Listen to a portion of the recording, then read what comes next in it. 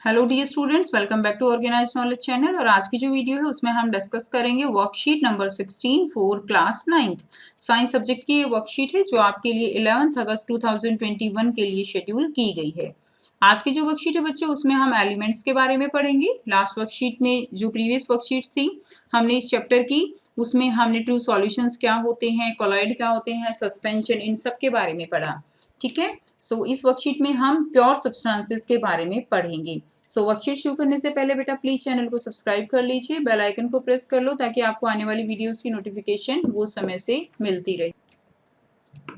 जिज्ञासा दीदी, till now we have learned that the substances like suspension, colloids and solutions are impure substances, है ना। हमने क्या पढ़ा कि सस्पेंशन, कोलॉइड्स और जो सॉल्यूशंस होते हैं वो कैसे हैं, वो मिक्सचर है, तो वो क्या है, they are the impure substances. Do pure substances really exist? तो क्या जो प्योर सब्सटेंसेस हैं वो एग्जिस्ट करते भी हैं? इफ यस देन हाउ, अगर हाँ तो कैसे करते हैं। तो बच्चों आप भी सोच रहे होंगे कि जो भी हमने पढ़ा वो तो मिक्सचर थे, और उनको हम क्या कहेंगे, उनको हम इम्प्योर सब्सटेंसेस कहेंगे। फिर प्योर सब्सटेंसेस कौन से होंगे? ज्ञान, many of the substances around us are in fact present in their pure form only. तो जो मोस्टली जो सब्सटेंस है हमारे चारों तरफ वो कैसे हैं, वो केवल प्योर फॉर्म में हैं। They are of two types, वो कितने टाइप्स के हो सकते हैं, यानी प्योर जो सब्सटेंसेस हैं उनको हम टू कैटेगरीज में डिवाइड कर सकते हैं। वन इज एलिमेंट्स, क्या होंगे बच्चों, एलिमेंट्स, और दूसरे क्या होंगे, कंपाउंड्स होंगे। अब हम इसको समझेंगे एलिमेंट्स और कंपाउंड्स का यहाँ पे क्या मतलब है। तो देखिए, अगर हम एलिमेंट की बात करते हैं तो लाइक गोल्ड है, silver, iron, aluminium, oxygen, carbon, ये सब क्या हैं, these are the elements. Elements यानी जिनके अंदर एक ही टाइप के एटम प्रेजेंट हैं। जैसे कि मान लीजिए गोल्ड है हमारे पास, ये क्या है, गोल्ड है। अब ये गोल्ड है तो इसके अंदर जितने भी एटम्स होंगे वो सारे किसके होंगे, वो सारे गोल्ड के ही होंगे। ऐसा नहीं होगा कि इसके अंदर जो है कोई भी दूसरी तरह का जो एटम है वो आ जाए, जैसे कि कॉपर का आ गया, तो ये ऐसा नहीं होगा।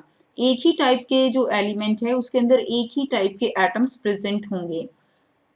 आप एग्जाम्पल ऑक्सीजन का ले सकते हो, कार्बन का ले सकते हो। अब हम बात करते हैं कंपाउंड्स क्या होते हैं। सो कंपाउंड्स क्या होते हैं, व्हेन टू और मोर atoms they combine together they form compounds.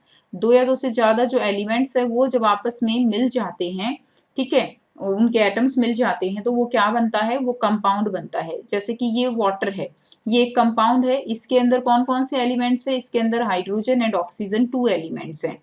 So elements, they are the basic form of matter which cannot be divided further into simpler form by any chemical reaction. So elements क्या हैं, they are the, they cannot be further divided, उनको हम आगे further divide नहीं कर सकते, और element वो किसी भी केमिकल रिएक्शन में जो है पार्ट लेते हैं, ठीक है, एंड सिंपलर फॉर्म है। Generally these are classified as metals, non metals and metalloids. उनको हम थ्री कैटेगरीज में डिवाइड कर सकते हैं बच्चों एलिमेंट्स को, ठीक है। कौन कौन सी कैटेगरी है, मेटल्स है, नॉन मेटल है, and third one is metalloids. तो तीन कैटेगरीज में हम एलिमेंट्स को पढ़ेंगे। On the basis of their properties all of these are very useful to us. तो अगर हम देखें इनके जो कैरेक्टरिस्टिक हैं तो ये हमारे लिए बहुत ही ज्यादा क्या है, हेल्पफुल हैं, यूजफुल है, ठीक है। सबसे पहले क्या है, सबसे पहले देखिए मेटल्स। मेटल्स क्या है, इससे पहले भी आप पढ़ चुके हो बच्चों, मेटल्स क्या होती हैं। Metals these are solid and lustres, यानी ये सॉलिड होती हैं नेचर में और लस्टर होती हैं। लस्टर यानी इनके अंदर शाइनिंग होती है। इसके एक्सेप्शन केस में आप मरकरी का एग्जाम्पल ले सकते हो। एक्चुअली जो मरकरी है वो मेटल होते हुए भी लिक्विड स्टेट में होती है। आपको पता है ना, थर्मोमीटर में फिल होती है तो वो किस स्टेट में होती है, लिक्विड स्टेट में, और इनके अंदर एक शाइनिंग होती है। And these are the good conductor of heat and electricity. तो ये हीट और इलेक्ट्रिसिटी के गुड कंडक्टर हैं, इजीली पास हो जाती है मेटल्स के अंदर से। जैसे एग्जांपल आप आयरन, कॉपर, इनका लेके समझ सकते हो। तो इजीली इनके अंदर से इलेक्ट्रिसिटी और हीट पास हो जाती है। Third one, these are ductile in nature, means they can be drawn into wires. तो इनके अंदर डक्टिलिटी का भी नेचर है, इनको इजीली वायर्स में कन्वर्ट किया जा सकता है। फॉर एग्जांपल गोल्ड है, कॉपर है, एल्यूमिनियम है, और गोल्ड तो मोस्ट डक्टाइल मेटल है। नेक्स्ट देखिए number 4, These are malleable in nature that can be beaten into the thin sheets, that for example iron, gold and copper. तो ये nature में कैसी हैं, ये नेचर में मैलिएबल है। मैलिएबल प्रॉपर्टी क्या होती है कि उनको हम थिन शीट्स में कन्वर्ट कर सकते हैं आफ्टर बीटिंग। जैसे आयरन की शीट बना लेते हैं, गोल्ड की शीट बनाते हैं, ठीक है, कॉपर जो तांबे की शीट्स बना लेते हैं, सिल्वर फॉइल बनाते हैं, एल्यूमिनियम फॉइल बनाते हैं, तो वो किस प्रॉपर्टी के कारण है, मैलिएबल प्रॉपर्टी के कारण। दीज आर सोनोरस, सोनोरस क्या होती है, यानी ये एक साउंड प्रोड्यूस करते हैं। So these are sonorous in nature. They produce ringing sound on heating, जैसे कि बेल बनती है ना, मंदिर की जो बेल होती है, स्कूल बेल बजती है, तो वो किस प्रॉपर्टी के कारण, वो सोनोरस प्रॉपर्टी होती है मेटल्स की। नेक्स्ट देखिए नॉन मेटल्स, तो पहले नॉन मेटल्स के बारे में पढ़ेंगे। दीज आर नॉन लस्टर्स, यानी इनके अंदर शाइनिंग नहीं होती, लेकिन आयोडीन जो है वो आप यहाँ पे एक्सेप्शन पढ़ेंगे। क्लियर, आयोडीन उसके अंदर बहुत शाइनिंग होती है नॉन मेटल होते हुए भी। सेकेंड देखिए, these are the bad conductor of heat and electricity, तो जो नॉन मेटल्स होती हैं वो बैड कंडक्टर होती है, उनके अंदर हीट और इलेक्ट्रिसिटी इजिली पास नहीं होती। They are neither malleable no ductile, they cannot be drawn into wires as well as cannot be converted into, cannot be beaten into sheets, ना तो शीट बन सकती है ना जो है ना उनके तार ही बनाए जा सकते हैं। Number 4, they are generally brittle, nature कैसा होता है बच्चों इनका, ब्रिटल होता है, यानी जब हम इनको तोड़ते हैं तो ये एकदम से बिखर जाती हैं। जैसे लोहे को अगर आप बीट करोगे तो वो पतली चादर में बदल जाएगा, बट ये क्या होगा, ये एकदम से ब्रिटल नेचर होने के कारण ये ऐसे बिखर जाएगा।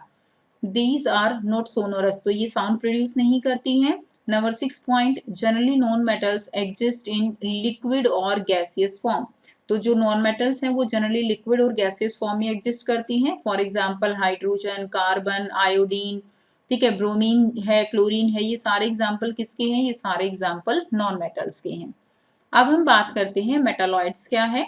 So the elements which have intermediate properties between those of metals and non-metals, they are called metalloids। तो जो elements हैं जो क्या होती है, उनकी intermediate properties होती हैं।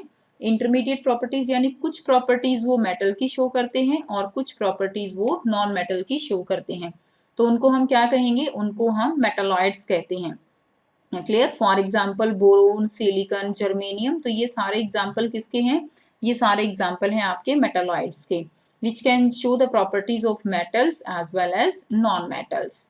ठीक है स्टूडेंट्स, तो ये जो है आपकी वर्कशीट हो गई। अब आपको दिए गए हैं यहाँ पे कुछ क्वेश्चंस, बहुत ही आसान से क्वेश्चन है बच्चों, ठीक है, तो वन बाय वन हम चारों क्वेश्चंस को डिस्कस करेंगे। पहले आप खुद से भी ट्राई करने की कोशिश कीजिएगा, वर्कशीट्स में ही सारे आंसर दिए गए हैं, सारे आपको मिल जाएंगे।